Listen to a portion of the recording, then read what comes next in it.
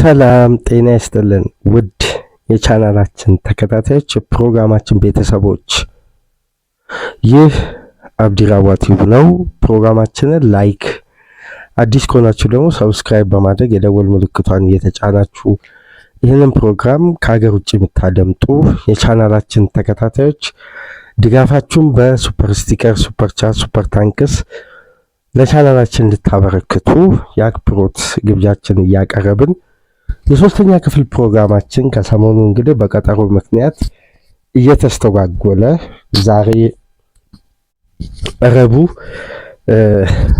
በእንዲህ መልኩ ወደ እናንተ መጥቷል። ከሊያም ሮሲነር ቼልሲና የብሉኮን ስትራቴጂ በዘንድሮ የውድድር ዓመት ፕላናቸውን ያስቀየረ ውሳኔ ወስነው ለፕላናቸው መቀየር እርምት ደግሞ የክለቡን ውጤት ላለመመልከት የወሰኑበት ምክንያት ረጅሙ ጊዜ ከፊት ለፊት ለቼልሲ እየመጣ እንደሆነና የተለያዩ ጉዳዮች ትናንትና በስፋት መተንተናቸውን ተከትሎ ባለፉት ቀናት ልናነሳ ካሰብናቸው ሀሳቦች ጋር በቀጥታ ተያያዥ የሆኑ ነጥቦች ደግሞ አሁን በተብራራ መልኩ እየተነሱ ነው።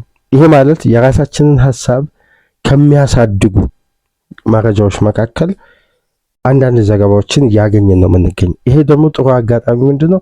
ምክንያታዊ ይሆናል እያንዳንዱ ነጥብ። ከዚህ በፊት ልናነሳ የነበረው ሀሳብ በራሳችን ምልከታ ብቻ ነው፣ ግን አጋዥ ሀሳቦች ደግሞ እዛው ለክለቡ ቅርብ የሆኑ ትላልቅ ጸሐፊዎች ይዘው ሲወጡ ደግሞ የበለጠ በምናነሳው ጉዳይ ላይ የተብራራና የሰፋ መወያያ ርዕስ ስለሚኖር የበለጠ ነጥቦችን የምንመለከትበት ነው። ቼልሲና ሊያም ሮሲነር ምን አይነት የውድድር ዓመት ቼልሲ እያሳለፈ ነው የሚገኘው? በዘንድሮ የውድድር ዓመት ቼልሲ ሁለት አይነት ባህሪ እየተስተዋለ እንግዲህ ከጊዜ ወደ ጊዜ እየቀጠለ ነው። በሊያም ሮሲነር የአሰልጣኝነት አጀማመር ቼልሲ ከባድ ምልክት ፍንጭ ሰጠ። በአንዴ እነዛን ፍንጮች እነዛ ምልክቶችን በአንዴ ደግሞ ማጣት ጀመረ። ኮንሲስታንሲ ጎደለው። ቼልሲ በተጠበቀው ደረጃ ሊሆን አልቻለም። በአሰልጣኙ ውስጥ ፕሮግረስ እያደረገ ነው ባልነው ልክ ሊቀጥል አልቻለም። ቶሎ መታጠፍ ተስተዋለና ያ መታጠፍ ደግሞ በድጋሚ ወደ መስተካከል ሊመለስ አልቻለም። ተከታታይ ጠንካራ ፊክስቸሮችን በሊጉም ከሊጉም ውጭ ባሉ ውድድሮች ላይ ቼልሲ ነጥብ መጣል፣ መሸነፍ፣ ተከታታይ ጨዋታዎች ላይ ያልተመለከትን የዘንድሮ ሲዝን ባህሪያት በቼልሲ በኩል እየተመለከትን ነው። ይሄ ደግሞ በሊያም ሮሲነር ውስጥ መፈጸሙ ጉዳዮችን ከምን አንግል እንድንመለከት ያስገድደናል። የቡድኑ ባላንስ አጠባበቅ፣ የቡድን ግንባታው፣ የቡድን ስትራቴጂው ሊያም ሮሲነር እንዲያቃኑት የብሉኮን ተወካዮች፣ የስፖርቲንግ ዳይሬክተር፣ የሪኩፕመንት ኃላፊዎች ምርጫቸው ሊያም ሮሲነር ይሁን እንጂ በሊያም ሮሲነር ምርጫ ላይ የተገነባ ቡድን አለመሆኑ ተዘንግቷል። አሁን የብሉኮን ኃላፊዎች ከነ ባህዳድ ኤግባሊ አንስቶ የባለቤትነት ድርሻቸው ከፍ ያሉ እነ ቶዲ ቦይሊን ቢሆኑ በፍላጎታቸው በኤንዞ ማሬስካ አሰልጣኝነት ዘመን በዛ ቅኝት ውስጥ የመጡ ትውልዶች እንጂ የሊያም ሮሲነር ሲስተም ከኤንዞ ማሬስካ ጋር ፍጹም የሰማይና የምድር ልዩነት አለ። ስለዚህ ባሉ ተጫዋቾች አዳፕት ለማድረግ ቼልሲ ጥረት ያደርጋል። በደንብ ውጤታማ ነው፣ ባላንስ ነው። ውጤታማ አይደለም ማለት አይቻልም። ምክንያቱም የመጡ ሰሞን የሰጡ ምልክቶች በትላልቅ ስቴዲየሞች ያስመዘገቡት ድል ደግሞ በቂ ማረጋገጫ ነው። መለስ ብለን ደግሞ ስንመለከት የዚህ ፕሮጀክት ሂደቱ ማጠናቀቂያው ምን ያክል ኢፌክቲቭ ይሆናል፣ ውጤታማ ይሆናል? ሊያም ሮሲነርን በቼልሲ ቤት መመልከት ከጀመራችሁ ጊዜ አንስቶ እስቲ በግልጽ የቼልሲ ደጋፊዎች በኮሜንት መስጫ ላይ በአሰልጣኙ ላይ ተስፋ አይታችኋል ወይ? የበለጠ ከዚህኛው አሰልጣኝ በተሻለ ሁኔታ ኤንዞ ማሬስካ ይሄን ቡድን የበለጠ ማቀናጀትና አንድ ስቴፕ ማሻገር ይችላሉ ብላችሁ ነው የምታምኑት ወይስ ሊያም ሮሲነር ከመጡ በኋላ ቼልሲ ውስጥ ፕሮግረስ አይታችኋል? እስቲ አሁን ወቅታዊ ያለው ሁኔታ ከአሰልጣኝ ስንብት ጋር በተያያዘ ቀጥታ ጉዳዮችን ከመመልከት ይልቅ የቡድኖቹን ልዩነት እና ስታንዳርድን ተመልከቱ። አዳፕት ለማድረግ ፈጣን ምላሽ እየሰጠ ያለው የማሬስካ ቡድን ነው፣ የሊያም ሮሲኔር ቡድን ነው። ሊዘልቅ የሚችል ቀጣይነት ስትራክቸር፣ መሰረት ያለው አይደንቲቲ ሊይዝ የሚችለው ያለፈው ስትራክቸር እንደምታውቁት ምርጥ ነበር። በኤንዞ ማሬስካ ውስጥ አምና 2 ግዙፍ ውድድር ማሸነፍ፣ የዩኤፋ ሻምፒዮንስ ሊግን ቦታ ይዞ ማጠናቀቅ፣ ቼልሲ እስከ ጥሎማል እስከ 16 ውስጥ ድረስ ኖክአውት ስቴጅ ድረስ ተጉዞ 71 ሚሊዮን ዩሮ ጀነሬት እንዲያደርግ መንገድ የከፈተ የዩኤፋ ሻምፒዮንስ ሊግ ቆይታ አድርገዋል። ግን የሁለቱ ቡድኖች ልዩነት ነው። አሁን ማሬስካ የተሻለ ነው የምንል ከሆነ በቂ ምክንያቶች ሊኖረን ይገባል። ማሬስካ በቼልሲ ቤት ምርጥ ስራ ሰርቷል ወይ? 100%። ያልዘለቁበት የተለያዩ ምክንያቶች አሉ። ከአስተዳደራዊ ጉዳይ እስከ ስልጠና ድረስ ማንም ኃላፊ ጣልቃ የሚገባ ከሆነ እግር ኳሱ እንትን ነው የሚያጣው፣ ይሄ መልክ ነው የሚያጣው። አሰልጣኝ በስልጠናው ላይ ፓወር ሊኖረው ይገባል። የበላይ አስተዳዳሪ ምናምን ጣልቃ ገብነት ካለ የእግር ኳሳዊ ፍልስፍና የትም አይደርስም፣ ወይም የቡድን ግንባታ አይሻገርም። ይሄ ነው የሊያም ሮሲኔር ግን ከዚህ የተለየ ነው። በጣም የተለየ፣ ፍጹም የተለየ ሰፊ ልዩነት አለው በሁለቱ አሰልጣኞች መካከል። የስልጠናውም ሂደት የቅንጅቱም ጉዳይ ያለውም ኃላፊነትና ሪስፖንሲቢሊቲ በጣም ቀላል የሚባል አይደለም። ግን ሊያም ሮሲኔር የምነካቸው አጀማመራቸው በ11 ጨዋታ 8 ድል፣ 1 አቻ፣ 2 ሽንፈት። ሽንፈቱ ደግሞ ከሊግ ጨዋታ ውጪ በሊግ ካፕ የነበረ ከአርሴናል ጋር። እነዚህ ጉዳዮች ሲታዩ ሮሲኔር አንድ ሊያመጡ የሚፈልጉት ቅኝት እንዳለና በተጫዋቾች እድገት ላይ እየፈጠሩ ያሉትን ልዩነት በግልጽ እያየን ነው።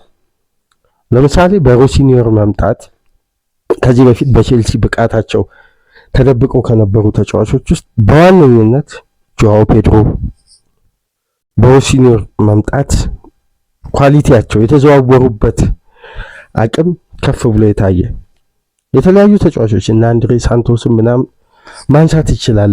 የነዚህ ተጫዋች መጎልበት ግን የሌሎች ተጫዋቾች ብቃት መውረድ ሆኖ አልተስተዋልም።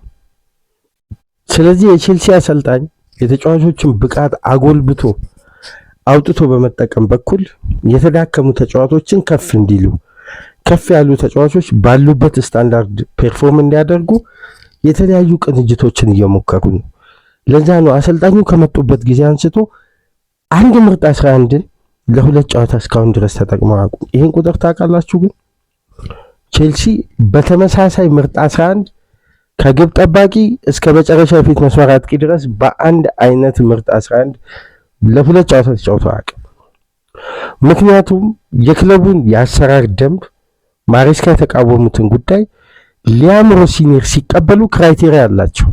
አሁን ለምሳሌ የተጫዋቾች ትራንስፌር ማርኬቲንግ ቢዝነስ ሬሾ፣ ይሄ የተጫዋቾች ማርኬቲንግ ሬሾ አንሶ እንዳይገኝ ወይም በደቂቃዎች ማጣት ምክንያት እንዳይወርድ ባላንስ ለማድረግ በውጤቶች ለማስቀጠል 2 ሪስኮችን ሮሲኔር ሲወስዱ፣ በሁለቱ ሪስኮች ግን በመጀመሪያ 11 ጨዋታ በጣም በሚያስገርም ሁኔታ ውጤታማ ሆነዋል።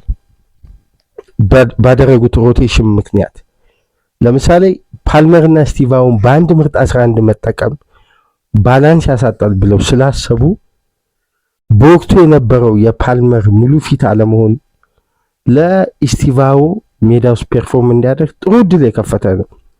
ያን ሰሞን ታስታውሱ እንደሆነ ስቲቫው ግብ ላይ ያለውን ተሳትፎ እያመጣ ነው። ሪትሙን ፕሪሚየር ሊግ ላይ ተጫዋቹን ደፋር እንዲሆን አሰልጣኙ መጠቀም ጀመሩ። የነ ፓላስ ድል በሾለርስ ፓርክ አስደናቂ ቼልሲ ተርኖቨር የነበረው ጨዋታ፣ እንደነዚህ አይነት ጨዋታዎችን እየተመለከትን በተጫዋች ፕሮግረስ ማድረግ ውስጥ የኔቶ ፋይናል ሰርድ ክሬቲቪቲ አቅም ግራፉ ከፍ ማድረግ፣ ጋርናቾ ከቤንች ላይ ተነስቶ የሚያስቆጥራቸው ግቦች፣ በየኤሪያው የሚፈለገው የቼልሲ ግራፍን ስናይ ደቂቃዎችም በቼልሲ አሰራር ደንብ በተገቢ ሁኔታ ተጫዋቾች እያገኙ ነው። በተቃራኒው ደግሞ የተጫዋቾች ፐርፎርማንስ ማደግ ላይ አስተማማኝ ሁኔታ እየተስተዋለ ነው። ትልቁ ጉዳይ እንግዲህ ታክቲካል ስትራክቸር ነው። ቼልሲ ቤት አሁን ከፍተኛ ለመረጋጋት ያመጣው በአርስታችን ላይ እንደምትመለከቱ ፍሪግል የሚለው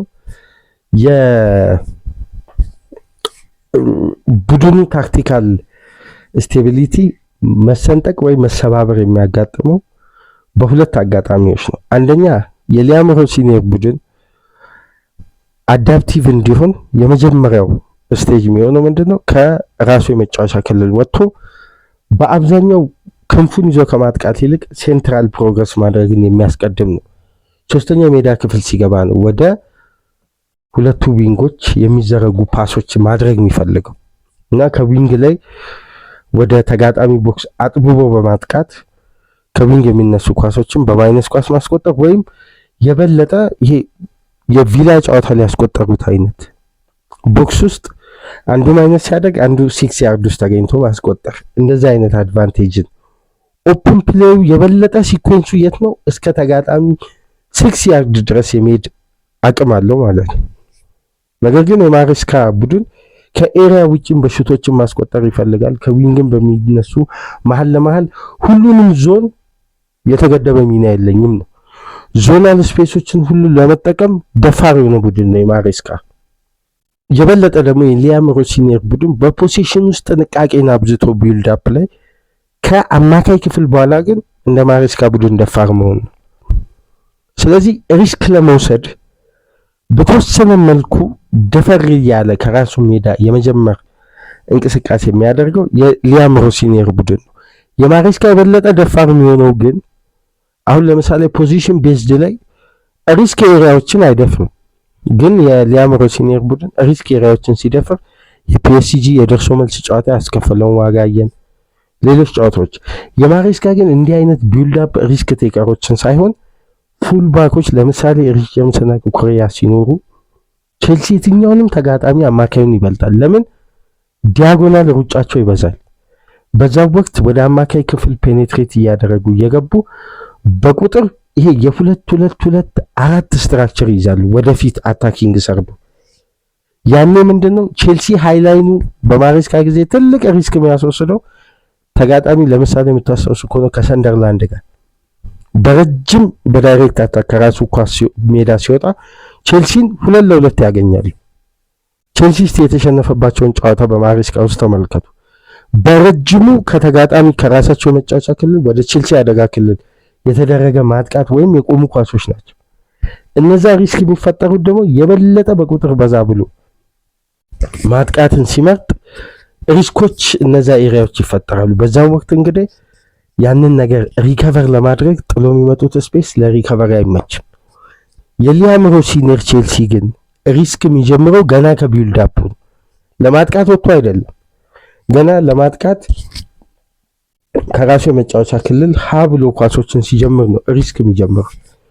ይሄ የአደጋ መጠኑን ከፍ አድርጎት ዋጋ እያስከፈለው መጣ። በቅርብ ሳምንት ለምሳሌ ሳንቼዝም የሚሳሳተው ስህተት አንድ አይነት ነው።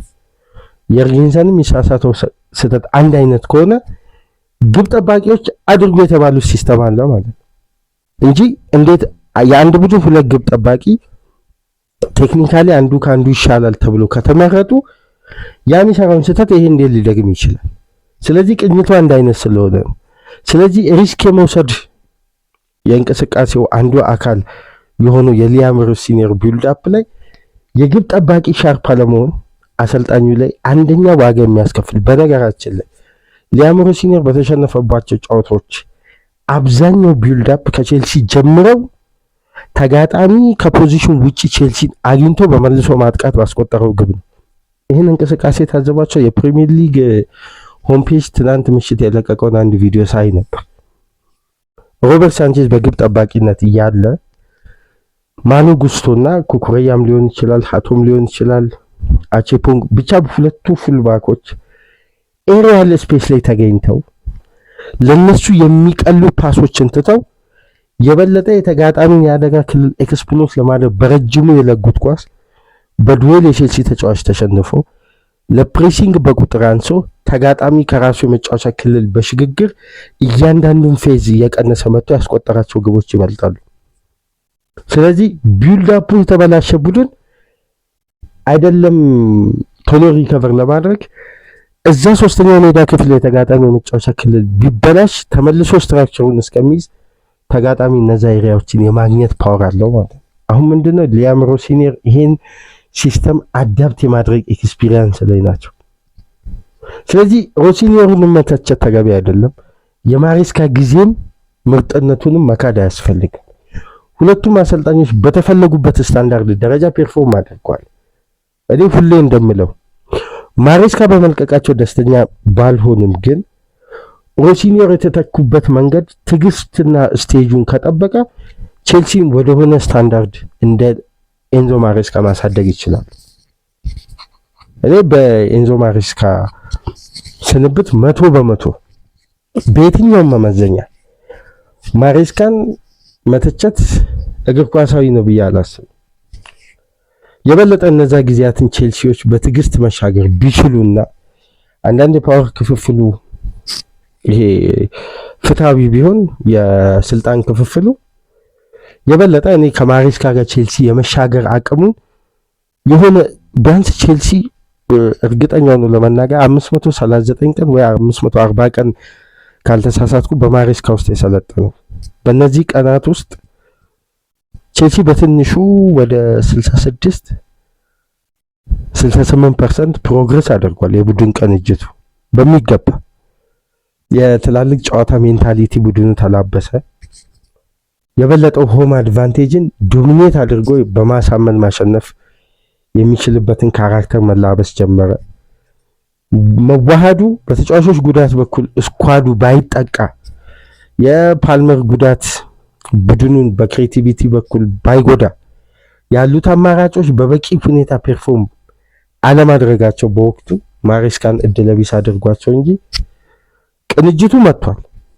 ጊዜው ነው የጠፋው። የቼልሲ ኃላፊዎች እሳት ላይ ያቆሟቸው አሰልጣኙ ከኋላ ባክሩም ስታፍ የሚቀመጥ የተለያየ ግለሰብ እየሾሙ እገሌ ይግባ ብሎ ወረቀት እየሰጠ የቡድኑ ስትራክቸር ባላንስ ሜዳ ውስጥ የያዘውን ፎርም እንዳይቀጥል እያደረጉ የእሳቸውን ስራ ብጥብጥ አደረጉ እንጂ የቼልሲ ኃላፊዎች ማሬስካ ወደሆነ ሀዲድ ውስጥ ማስገባታቸው በደንብ ይስተዋል ነበር። አሁን ግን ሊያም ሮሲኒየር ወደዛ ሀዲድ ለማስገባት ቅኝቱን መንገዱን አግኝተዋል። የበለጠ ግን ማብላላትና ይሄ ቴክኒካሊ የመጎልበት ከዚህ ሲስተም ጋር አብሮ በመቆየት የሚጎለብቱ ኤክስፒሪየንሶችን ለማምጣት ነው እየደከሙ የሚገኙት። እና ትናንትና ቴሌግራፍ ላይ አንድ ዘገባ ተመለከትኩ። ሊያም ሮሲኒየር በቼልሲ ቤት የዩኤፋ ቻምፒየንስ ሊግን ቦታ እንኳን ቢያጡ አይሰናበቱም የሚል። ይሄ ደግሞ ለቼልሲ ደጋፊዎች በጎ መረጃ አይደለም። ከ3 ወር እስከ 4 ወር በፊት ባሉ ጊዜያት ያለፉትን ከብሉኮን እህት ኩባንያ ከስትራስበርግ ቼልሲን ያዙ እስካሁን ድረስ 17 ጨዋታዎችን ብቻ ይመሩ በሁሉም ውድድሮች አሰልጣኝን በዚህን ሰዓት ስለ ፐርፎርማንስ ሪቪው በጭራሽ አናስብም አሉ። ቼልሲ ከቻምፒየንስ ሊግ ቦታን አቶ እንኳን ቢያጠናቅቅ አይደለም እሱ ብቻ የተጫዋቹን የአሰልጣኙን እድገት አናላይዝ የቡድን ግንባታ የቡድን እድገትን የበለጠ ትኩረት አድርገን ዲቴል ስለ ፐርፎርማንስ አናላይዝ ልናነሳ የምንችለው 2027 ነው አሉ። ገና ሳመር ላይ ለዚህ አሰልጣኝ በተለየ ሁኔታ ቼልሲ ፕሮግረስ የሚያደርግበትን ተጨማሪ ኃይሎችን ቱሎችን እናቀርብለታለን አሉ። ይህ ማለት የዝውውሩ ሂደት በአሰልጣኙ ቅኝትና ስትራቴጂ ውስጥ የሚደረግ እንጂ እንደ ቀድሞ ቼልሲዎች አንድ ትልቅ ትምህርት በማሬስካ ዘመን የወሰዱት ያለ ይመስለኛል። መታሰሱ እንደሆነ አንዳንድ የተጫዋቾች ዝውውር የማሬስካ ፍላጎትም አልነበረም፣ ግን እንዳጫወቷቸው ይገደዳሉ። የበለጠ አሰልጣኙ ሲጠይቁ ለነበሩት ጥያቄ ደግሞ ምላሽ አላገኙም። ከሌቪ ኮልዌል ተተኪ አንስቶ አሁን ጭቅጭቆ የሚጀምረው በዛም ወቅት ነው። ስለዚህ አሁን የቼልሲ ኃላፊዎች ምን አይነት ትምህርት ወስደዋል? ከማሬስካ ጋር የፈጠረባቸው ግጭትና ለመግባባትን ከዚህ አሰልጣኝ ጋር እንዳይፈጠር በስትራቴጂክ መጓዝ ነው እና ቼልሲ አንድ ነገር ሲዝኑ ላይ ያልጠበቀው ጉዳይ ተፈጠረው ምን መሰላችሁ አድማጮች? የመጀመሪያው ነገር ማሬስካን የማሰናበት 100% ቡድኑ ፕላን የለው። ፕላኑ እንዲመጣ ያስገደደው የማሬስካ ጥያቄና የቼልሲ አሰራር ደንብ በአዲሱ ባለቤቶች በአዲሱ ሪክሩትመንት አባላትና የክለቡ ዋና አስተዳዳሪዎች በተለይ የስፖርቲንግ ዳይሬክተር በስቲዋርት ላውረንስ እና ፖል ዊኒስተንሊ አማካኝነት የቀረበላቸው ጥያቄ ለነዚህ ሁለት ስፖርቲንግ ዳይሬክተሮች በጭራሽ ኤንዞ ማሬስካ ማቆየት አልፈለጉም። በተለይ ስልጣን ሽግሽግና ይሄ የፓወር ልዩነት የማንንም ጣልቃ ገብነት እንደማይፈልጉ ቡድኔን ስብስቤን እኔ ራሴ ማኔጅ ላድርግ ነው የሚሉት።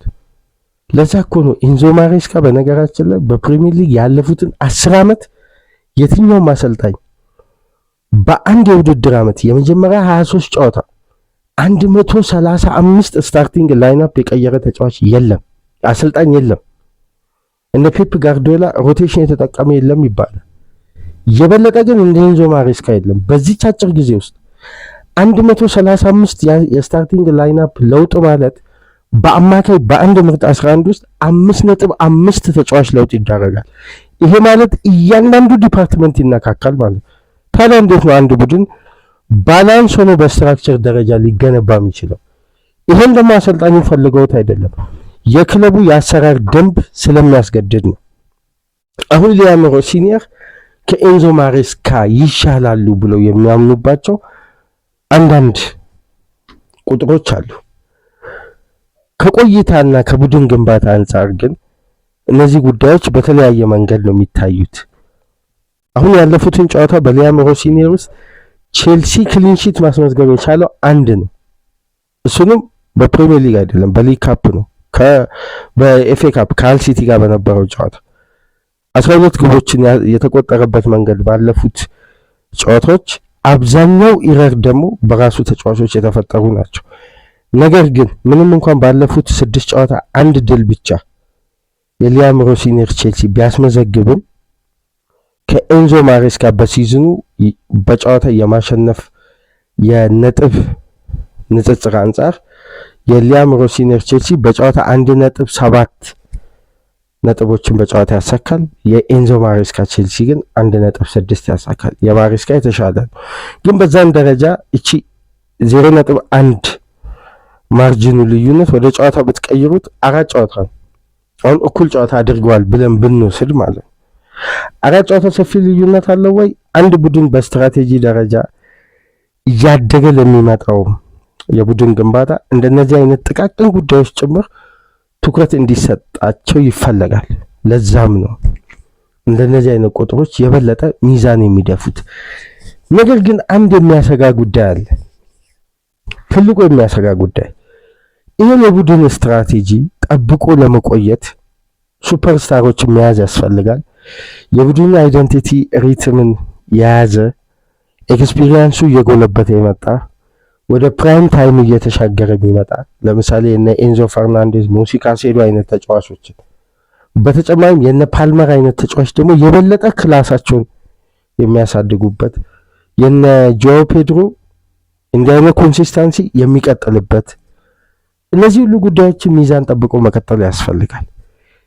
እነዚህ ተጫዋቾች ደግሞ ወደ ቼልሲ ሲመጡ የቼልሲን ሃይን ስታንዳርድ መሆን የቼልሲ ቡድን ግንባታን የቼልሲ ያዘበትን ስትራቴጂና ከዚህ ክለብ ጋር አብረን ለወደፊት በተሻለ ስቴጅ ፐርፎርም አድርገን የፕሮፌሽናል ኬሪየራችንን ከቼልሲ ጋር በሆነ ደረጃ ውጤታማ ስኬታማ ማድረግ እንችላለን የሚል ህልም በቡድኑ ፕሮጀክት ስለተማለሉ ነው የመጡት።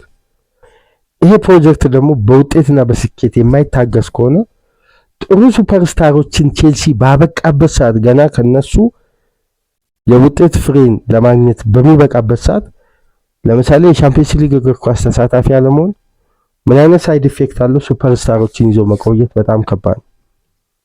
ደግሞ በዘመናዊ እግር ኳስ እንደምታውቁት ተጫዋቾች እንደ ክራይቴሪያ ወደ አንድ ቡድን ለመዘዋወር የቻምፒየንስ ሊግ እግር ኳስ ቅድሚያ የሚሰጡት ጉዳይ ሆነ። ስለዚህ አሁን በቅርብ ሳምንት የምትመለከቱ ከሆነ የፓልመርም ቆይታ የሆነ 100% ዴፊኒትሊ በቼልሲ ቤት ይቆያል የሚባል አይደለም። ከሰሞኑን ደግሞ አንድ ሩመርስ ደግሞ ከወደ ላቲን እየወጣ ብራዚል፣ አርጀንቲና ሚዲያ እያራገበ የሚገኘው ደግሞ የኤንዞ ፈርናንዴዝ እና የሞሲስ ካይሴዶ ጉዳይ አለ። ከዩሮፒያን ጃይንት ክለቦች ጋር ስማቸው መያያዛቸውን በስፋት እየተዘገበ ነው። ትናንት በነበረን ፕሮግራም የኤንዞ ፈርናንዴዝን አንስተን ነበር። ከትናንት ወዲያ ምሽት የሞሲስ ካይሴዶን ኢንተርቪው ላደመጠ አንድ ጉዳይ እያወዛገበ ነው የሚገኘው። በደም የቼልሲ ደጋፊዎች ተከታትላቸዋል ብዬ አስባለሁ።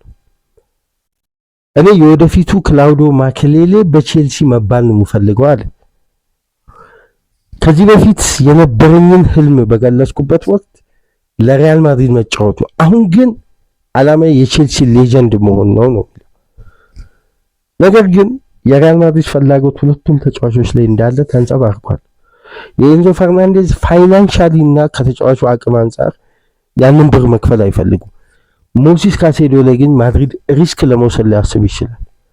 በነገራችን ላይ ትናንትና የወጡት የዳሪዮስ እና የማርካን ዘገባ ከተመለከታችሁ ማድሪድ የበለጠ የማኬሌሌ አይነት አማካይ ባህሪ ያለውን የዲፌንሲቭ ሚድፊልደር በደብል ፒቮት አርቫሎር ብሎ በማድሪድ ቤት በዘላቂነት ስራቸው የሚጸድቅ ከሆነ ከፍሎሬንቲኖ ፔሬዝ ጋር እንደዛ አይነት ካራክተር ያለው ይሄ ኢንድ ቱ ኢንድ ጌም መጫወት የሚችል ይላል ዘገባው ላይ።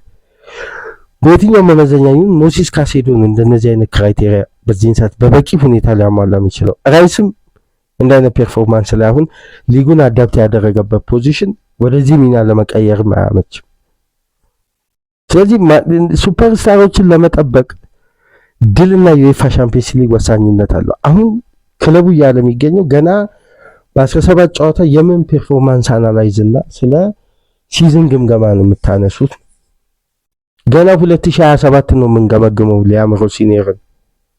ገና ለአሰልጣኙ የሚያስፈልጉ ቱሎችን በሳመር ተከላካይ፣ አማካይ፣ የአጥቂ ዲፓርትመንት ጥገና ተደርጎ ተጫዋቾችም ፕሮግረስ ማድረጋቸውን ካጠናን በኋላ ጥገናዊ ለውጡ ተደርጎ የበለጠ ቡድን የሚብላላበትን ኳሊቲና ዲፓርትመንት ካበቃም በኋላ በዛ ዓመት መጨረሻ አሰልጣኙን እንጠይቋለን።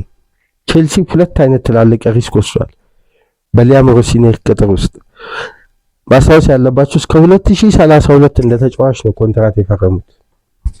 ይሄ ቀላል የሚባል ሪስክ አይደለም። ላሰናብት ካለ የኮንትራት ማፍረሻውን ኪሳራ ተመልከቱ። በእንግሊዝ እግር ኳስ ታሪክ እንደ ቼልሲ ለአሰልጣኝ ስንብትና ካሳ የከፈለ ቡድን የለም። ከአንድሬስ ቦዋስ አንስቶ እስከ ዲሜቴዮ ሞሪኖ እያለን በርካታ አሰልጣኞች ማንሳት እንችላለን። ኮንትራታቸው ተጠናቆ በክብር የተሸኙ አሰልጣኞች በጣም ጥቂት ናቸው። አብዛኛው ኮንትራቱ ፈርሶ በጋራ ስምምነት ሳይሆን የኮንትራት ማፍረሻ ኪሳራ ተከፍሎ ነው። ስለዚህ የቼልሲ ቡድን ግንባታ ባልተጠበቀ የፕላን ልዩነት አዲስ ስትራቴጂ ይዟል። ስለዚህ ከአሰልጣኙ ስንብት ይልቅ ቡድኑ በሊያምሮ ሲኒየር ውስጥ የመቀጠል እድሉ በበለጠ በጣም ሰፊ ነው እንደ ዘገባዎች ጥቆማ ከሆነ። ይህን ደግሞ አቻችሎ ለማለፍና የበለጠ የቲሙን ውጤታማነት ከጊዜ ወደ ጊዜ እያቀረቡ ለማምጣት ደግሞ የቼልሲ ኃላፊዎች ቱሎችን በአግባቡ ለአሰልጣኙ ማቅረብና የቡድን ግንባታውን ማስቀጠል ቀዳሚ ዓላማ አድርገው ይዘዋል። ለዚህ ደግሞ የአውሮፓውያን ውድድር ወሳኝነት አለው። ይህን ቡድን ጠብቆ ለመቆየት አትጠራጠሩ። እንደ ድጋፍ ሳይሆን እንደ ቡድን አስተዳደር ተመልከቱ። ቼልሲ በየትኛውም ተጫዋች ዙሪያ ትርፋማ የሚያደርገውን ጥያቄ ከቀረበለት አትጠራጠሩ፣ ቼልሲ ይሸጣል አውጥቶ። ቢዝነስ ሞዴሉ ብዙም የሚያረካ አይደለም። የክለቡ ኃላፊዎች የዘረጉት ኔትወርክ እንደ ቡድን ግንባታ አይደለም የተያዘው እቅድ። ይሄ ከትንሽ ከቡድን ግንባታ የሚያፈነገጠ ነው። የሆነ የቢዝነስ ሞዴል እናስተውላለን። በተለይ በሀዳድ ኤግባሊ የመወሰን ፓወራቸው ባላቸው ሼርሆልደር መጠን ልክ ከሆነበት ጊዜ አንስቶ ብዙም አያስደስትም። የሪክሩትመንት አባላትን ጠለቅ ብሎ ገብቶ የማዘዝ ስልጣን ባለቤቶች ካላቸው ይሄ በእግር ኳስ አሰራር ውስጥ በጣም የተጨማለቀና ድንበር ሊበጅለት የሚገባ የአሰራር ደንብ ነው። ይሄ በጣም ከባድ አሳሳቢ አሰራር ደንብ እኔ የቼልሲ የቡድን ግንባታና ያሉ ተጫዋቾች አቅማቸው ኳሊቲያቸው በተለይ ያላቸውን ቴክኒክ ምናምን ለተመለከተ አዲስ እኮ የእግር ኳስ ተመልካች እግር ኳስን ለማየት ቢመጣ ለረጅም ጊዜ ፕሮግረሱን አይቶ ለመደገፍ የሚያጓጓ ስብስብ ጣጣውን ያልጨረሰ ገና ስቴጆች እየተሻገረ ያለ ቡድን ቼልሲ እኮ ነው። የበለጠ በስቴጅ በድጋፍ ከእያንዳንዱ ስትራክቸር ጀምሮ እግር ኳስን በደንብ እየተረዳ ለመመልከት ለሚፈልግ ሰው እኮ ቼልሲ እኮ በዚህን ሰዓት ተመራጭ ቡድን ነው። አንደኛ ፍላጎትና አዲስ ኢነርጂ ያለው የተዋሃደ የተደባላለቀ አይደለም። በኤክስፒሪየንስ እና በእንትን አንድ አዲስ ፋውንዴሽን ግን ምንድነው የተያዘው ቢዝነስ ሞዴል ደግሞ ጎን ለጎን ወይ እንደ ሊቨርፑሎች ሰልፍ ሳስቴኔቢሊቲ አይደለም። እንደ ሲቲ ያ 4 ዓመት ቡድን በአንዴ መገንባት አይደለም። እንደ ማንቸስተር ወደ ድል የሚመልስ ግንባታ አይደለም። እንደ አርሴናል በፕሮሰስ ውስጥ የሚሻገር አይደለም። ቼልሲ ቢዝነስ ሞዴሉ የቡድኑን ቁልፍ ተጫዋች አውጥቶ ከመሸጥ ወደ ኋላ የማይል ነው። በተለይ ትራንስፌር ማርኬቲንግ ስትራቴጂው ትርፋማ የሚያደርግ ከሆነ እኔ ይሄ ነው ለቼልሲ የሚያሰጋኝ።